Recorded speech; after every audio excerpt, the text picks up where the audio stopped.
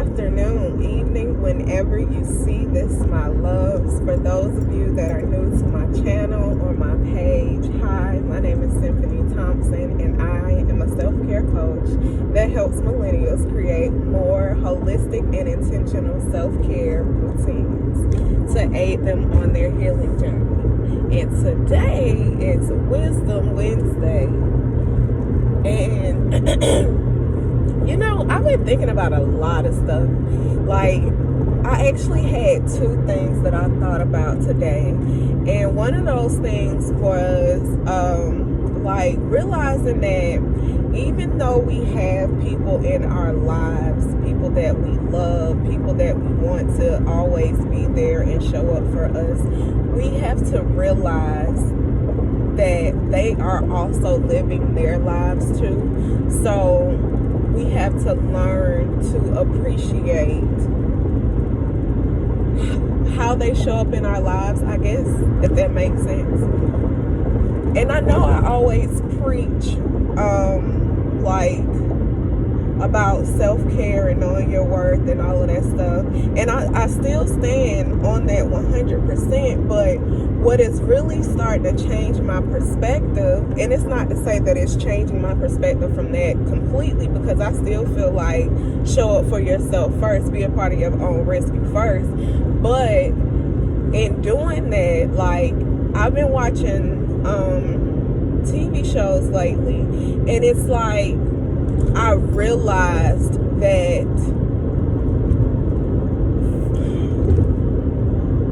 in the case of life, like, I looked at it as a TV show. So I looked at my life from a perspective of me watching a TV show. Like, whatever your favorite show is, imagine your life being that. And you're watching what's going on with other people, other characters in the story, right? And you're saying, oh man, I know something is about to happen next. Or you're seeing what's going on in that other character's life. And then when they meet up with the next character, it's like their lives merge. So whatever your personal life is outside of what that being with that person, we kind of close it off, I guess. Okay, what's going on here? I don't know if this is making sense, but, like, you know how you're watching your your favorite TV show. I'll use Lock and Key because that's what I've been watching lately. So in Lock and Key, if you watch the show, you know, like, what's going on or whatever. But what got me is when something happened with Bodhi, and it was something that affected everybody, but Kenzie was going through something too. So she couldn't be there for Bodhi and listen to Bodhi. But her going through something was valid. Like, she was actually dealing with something. Bodhi was actually dealing with something. But in our lives, when people don't show up for us, we get mad at them. And what I realized, like, today is you have to understand that sometimes people aren't going to be able to be there when you need them. And it's not because they don't want to be. It's because we all have our own lives. And sometimes our lives don't line up together.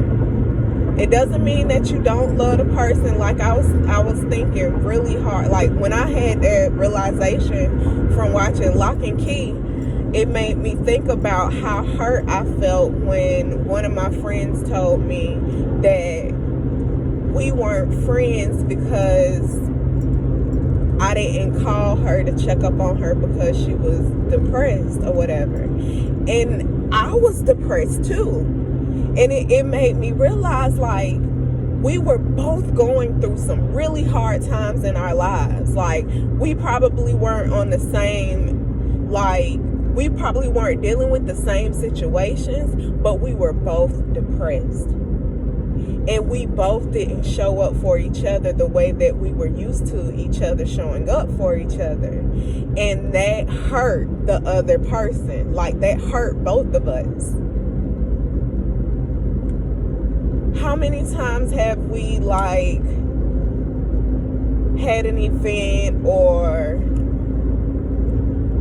passed a test, or you did something really, really great, and you just wanted to tell that person that you was close to, and they didn't really respond the way that you're used to them responding. And it's another prime example, because, like, these past couple of weeks, me and my best friend been going through stuff too, and, like, just realizing, like, oh my God,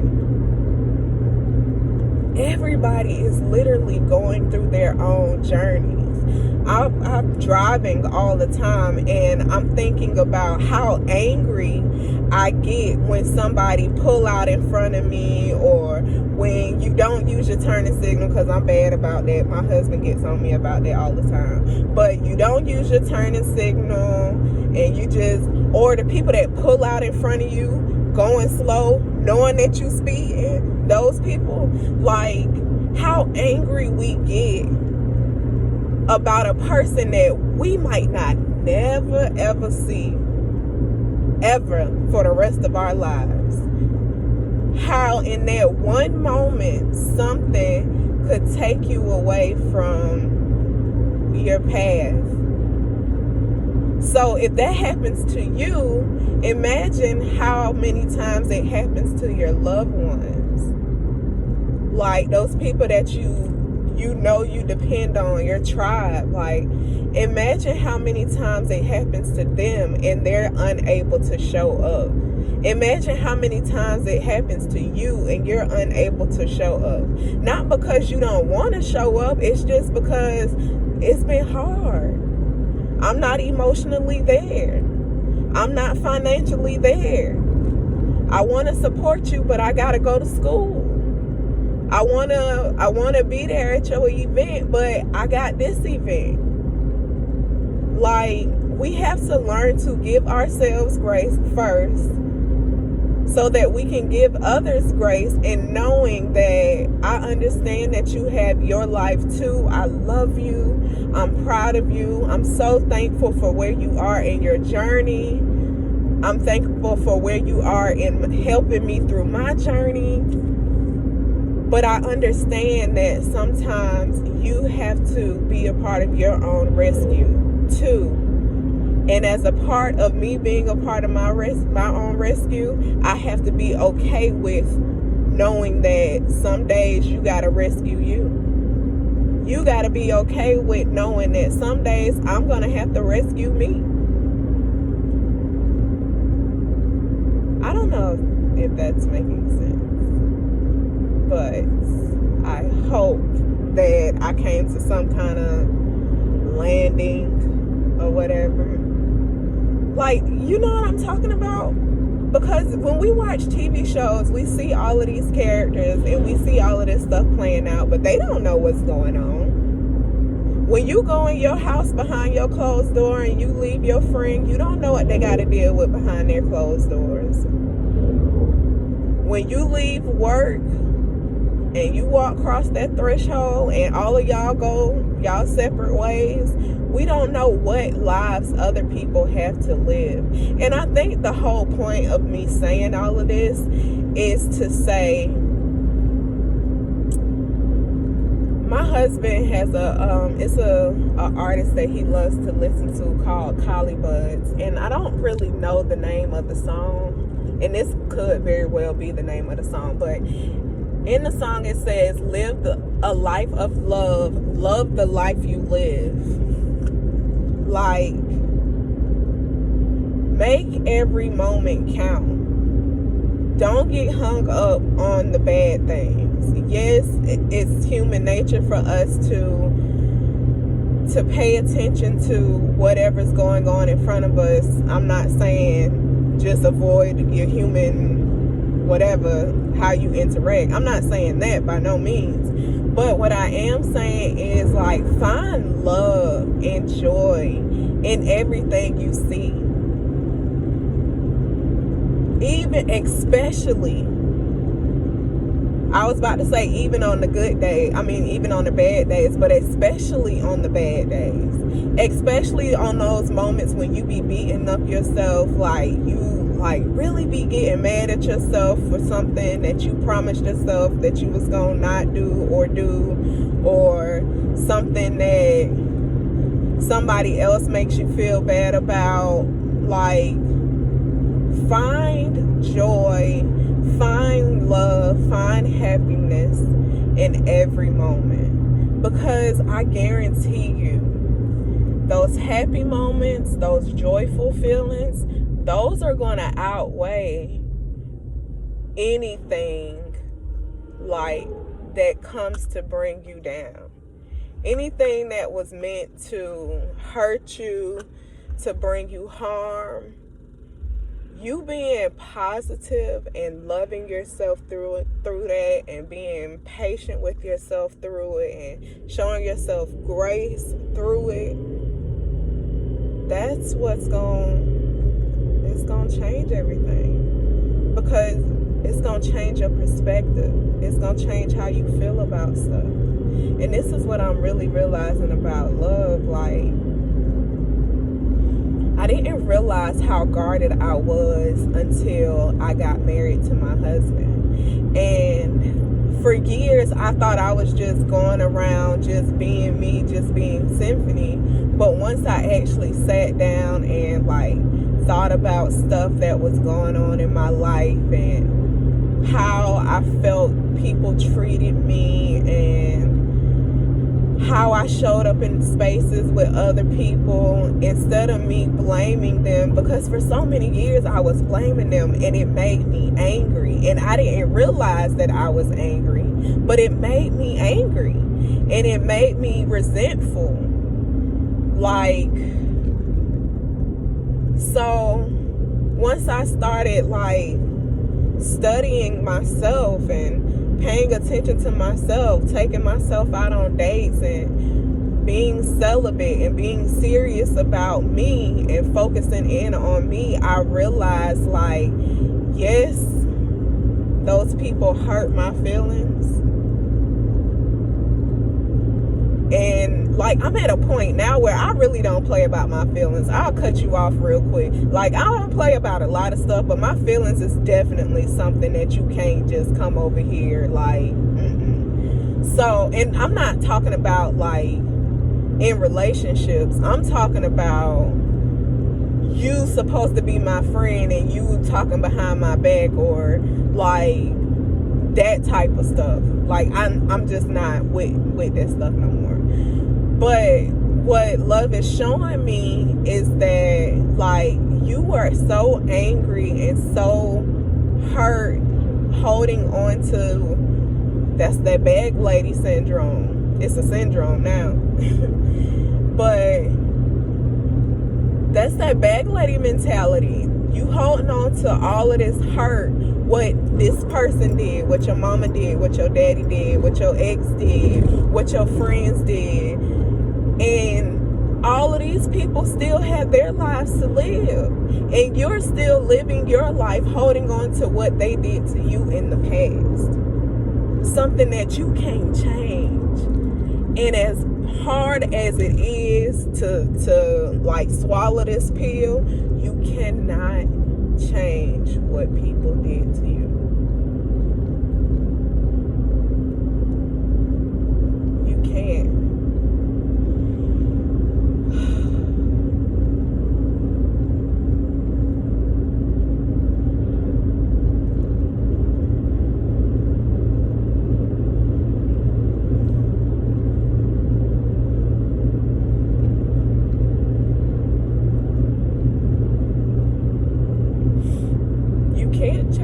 What people did to you. But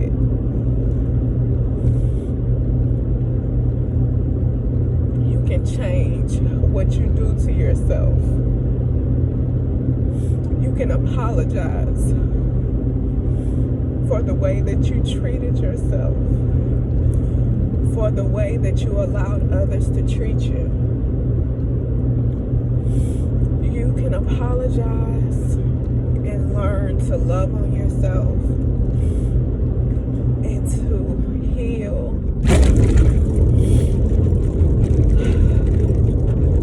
and to take yourself out on dates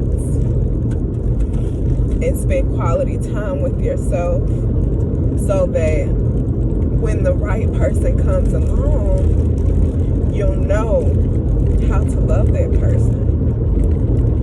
That's why I said I didn't know that I was so guarded when I met my husband. I just thought that I was being symphony because I legitimately thought that hard, tough exterior was who I was, because that's the mask that I had to wear for so many years in order to protect myself.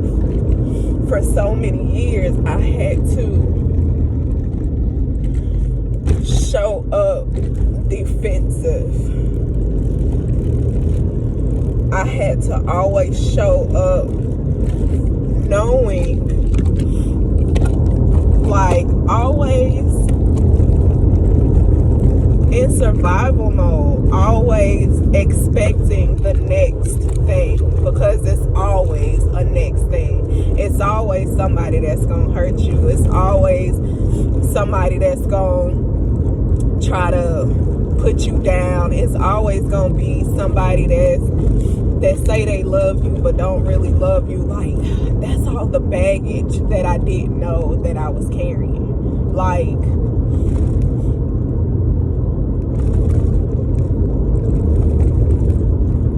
and I realized it once. I realized that I was in love with my husband, and I said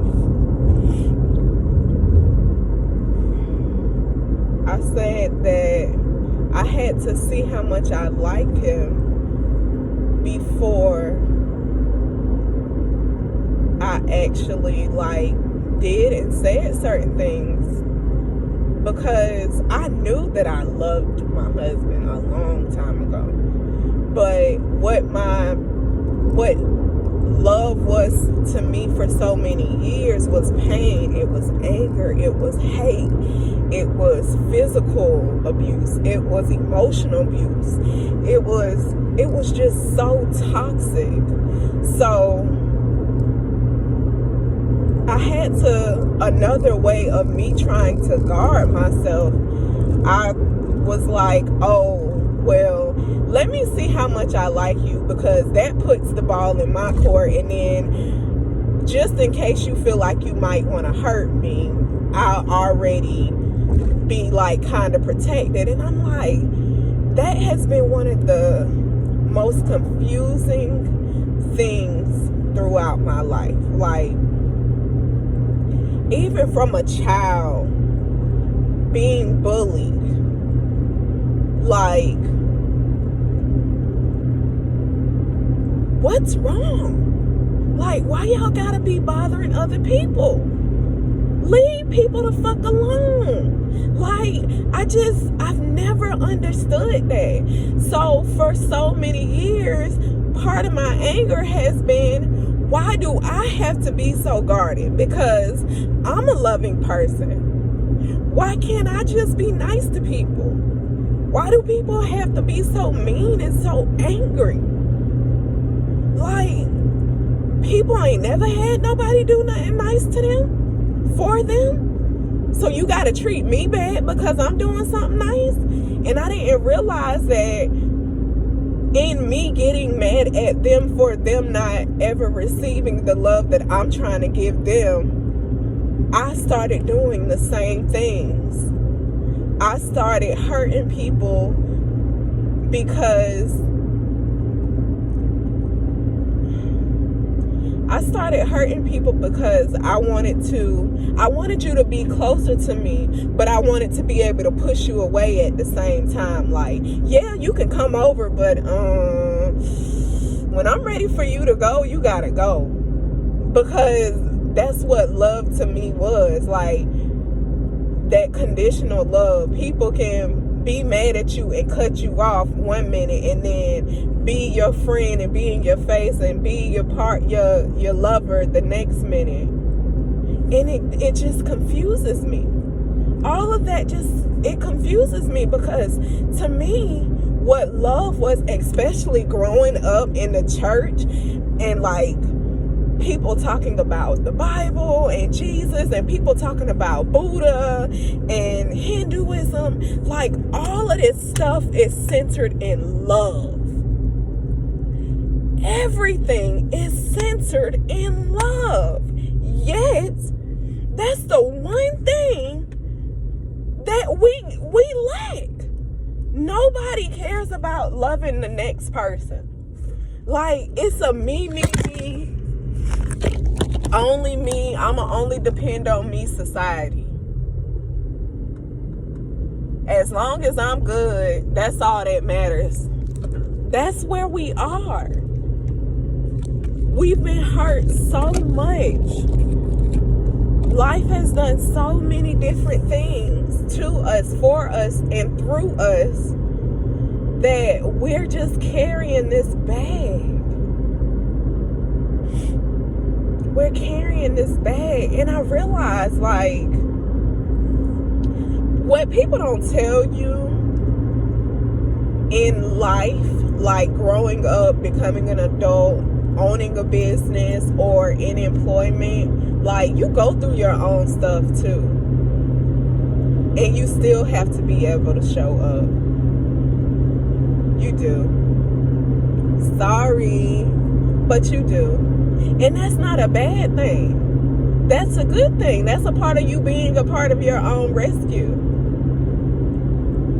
That's a part of you being a part of your own rescue. But the self-care in that is knowing when to take those moments, that emotional self-care moment, and saying, hey, did I check my emotions today?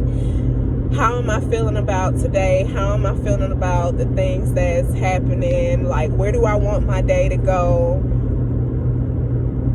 What kind of feelings am I trying to feel today? And then stepping into the mental self-care. Like, what thoughts do I want to think today? What conversations do I want to have today? What do I want to read? What do I want to hear? What do I want to watch? What do I want to feed into me today? And then that spiritual, why can't I talk? That spiritual self-care, like, and that part, this part, and this is going to be another video, but the spiritual self-care is still something that I'm learning to grow in, because even in me telling you that I had all of this baggage or whatever, I still carry all of this baggage. And part of the bigger picture of my baggage was love and God. Yeah, that's a whole nother conversation. But the spiritual self-care, like, what practices are helping you? And when I say spiritual, I'm not saying that you gotta get sage and incense and you gotta get a singing bowl, and I'm not saying that.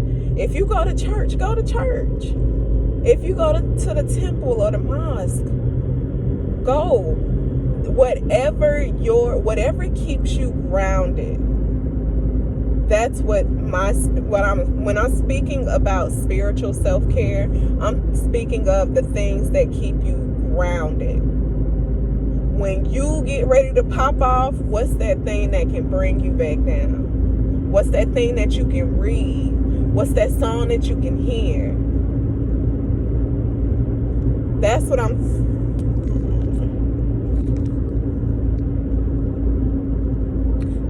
talking about when I say spiritual self-care. What are those things that you love, that pour into you, that feed into you, and they ground you in the same instance. I hope y'all have an awesome day. Be dope as always.